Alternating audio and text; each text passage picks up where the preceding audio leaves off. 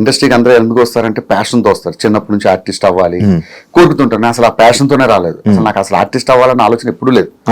ఇప్పుడు కూడా అయ్యానని అనుకోవట్లేదు.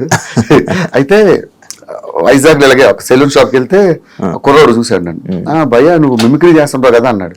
ఆ అబ్బాయే తీసుకుని వెళ్ళి ఆర్జే విశాఖ ఎఫ్ఎం అప్పుడు వైజాగ్ కొత్తగా రావడం 2000 అప్పుడు అక్కడ తీసుకెళ్ళడం, అక్కడ సెలెక్ట్ అవ్వడం, ఆర్జేగా చేయడం అలాగే జరిగిపోయింది.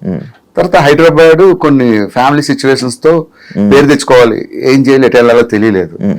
సినిమాల్లో ట్రై చేద్దాం అని చెప్పి వచ్చేయడమే. అర్థమైందా? ఫేమ్ కోసం రావడం, అదే ఏదో మనం సాధించాలి తెలుసు కదా, అందరికీ ఒకటే గోల్ ఉంటుంది, ఏదో విధంగా సక్సెస్ అవ్వాలి.